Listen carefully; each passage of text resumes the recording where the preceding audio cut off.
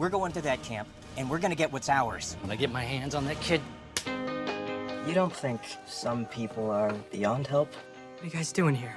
We're all here for you. Thanks so much for taking the time today to chat about Camp Hideout. And, Jason, I want to start with you. Talk to me a little bit about Call to Hire Studios and kind of the concept behind that and how it's led into, making films like this. So Call to Hire Studios was the first Christian fan-owned movie studio. We started back in 2019. We're actually owned by over 5,000 Christian fans all across the United States and the world who've invested $100 or $10,000. So they actually own the studio. So they own a piece of every project that we do. Early on, we asked them, why they invested in one of our surveys. And one of the top answers was, we want to go make content for our kids and our grandkids. And so, this idea was born, and it's a fun movie that aligns with our mission that says, hey, we want to go make movies that spread the name of Jesus through film and TV. And so we did this movie in the vein of Ernest Goes to Camp and Home Alone. And it's just a good, fun, clean comedy that has some great faith elements in it, Kelly. I could definitely see kind of the Home Alone protecting your territory against the, the not so good guys aspect, which I thought was really fun. So, Sean, talk to me a little bit. Tell me a little bit about the premise of the film Camp Hideout. So Camp Hideout is the story of a foster kid named Noah, who he's really, heading in the wrong direction in life. Like everything's not hit his way. And he's recruited by these two guys, these two like small town crooks, the Talaris, to steal a high-tech device. But the heist goes completely sideways and he escapes to a summer camp, and then it changes his whole life. And then eventually you get your Home Alone antics and everything else. Yeah. I love that. And there's, a lot of really great themes that can play out within that too. As a director, which was the theme that kind of resonated most with you that you wanted to make sure was represented? I think for me, the biggest is it's never too late to ask for help and get help. There's a really, really poignant line in the movie that our lead character Noah says, and he says, do you think people are beyond help? And Christopher Lloyd says, I believe everybody is reachable. And it's such a good moment. And to see the character go from, being, feeling completely alone and nobody's there to support him, to find, this group of campers that all come together to help him out.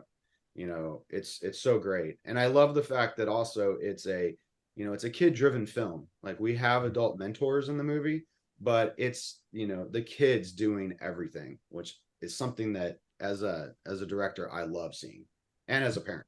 Jason, continuing on that theme, one of the things that I think within that's universal is that idea of maybe somebody seeing something more in you than you even see in yourself, or a second chance, or somebody taking a risk and investing in you as an individual. Kind of where have you seen that play out in your own life to get to where you're at today? I think a lot of people have taken a chance on me and seen more in me than I probably did when I was looking in the mirror.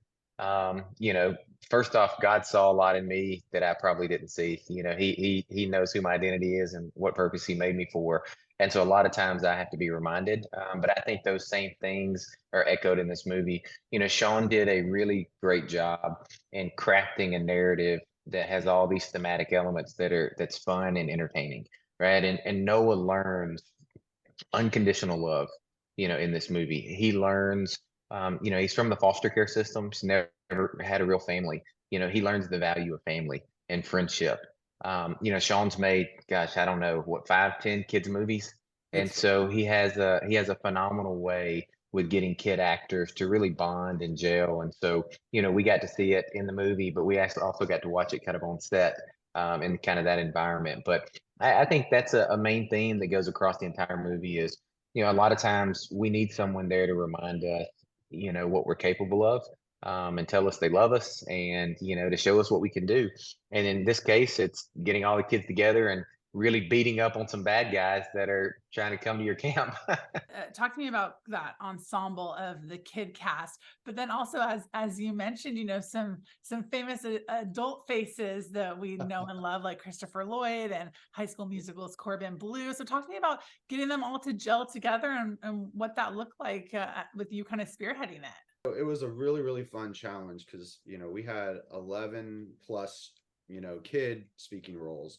And, working with kid actors, sometimes, you have to get their focus. I'm a father of two. I've got a 10 and 12-year-old. So, sometimes focusing the two of them is a lot. But all of the group of kids that we spent a lot of time, debating and discussing who we would get for this movie. And it was something that our casting director, Ro Baker, she really, went to bat for us and found a great variety of people. And then, between her, Jason, and Phil, and we found the heart of the movie with these young kid actors. And some of them, they'd never been on a set before. And so it was an immense challenge, but it was so fun. It was like we were at summer camp too, experiencing this with them. And so, working with the adult actors too, they were great mentors. Like Corbin's been acting since he's 2 years old, and he was just so great with the actors. And then Christopher Lloyd just came to have a really, really good time. So, it was great. It was super fun. And do I understand that it was a little bit of a family affair for you too? Your wife also wrote the script? She co-wrote it with the two other writers on the film. So, I mean, it was a family affair all the way across the board. I know Jason and Phil, their kids came to set and they were in the movie. If we, my family lives in Los Angeles, and if it wasn't during the school year, I would have brought them out. But I think that's what makes it so fun, is that all of our families are involved in it. And, also there's the big investor family. But everyone was involved with it, so it really felt like a great family community experience. And you also Jason, had the YouTube families. Yeah. You had the YouTube families that were in it too. Tic Tac Toy, which is a huge YouTube channel with over 5 million subscribers. They brought their family and had big roles. The Family Fun Squad, they came out. So I mean, there were families really all around the set. Yeah, and they had a lot of fun at that food fight. That's for sure. Yeah.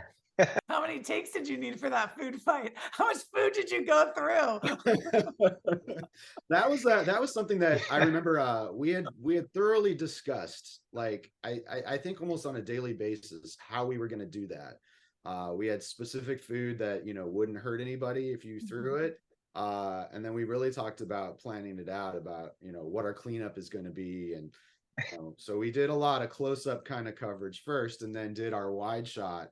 And everybody just went to town. It was a blast. I will tell you that Deer Run, the camp, called me after the food fight, and they said, "Hey, we had such a good time, but we just want to let you know it took us 3 days to clean that up." So there was a lot of food, and there was a lot of stuff thrown during that scene. Well, I cannot wait for audiences to see this, and especially families. It's something that's fun for everyone, and regardless of your age level, you can glean some wisdom and have a few laughs from it too. So thank you guys so much for taking the time today.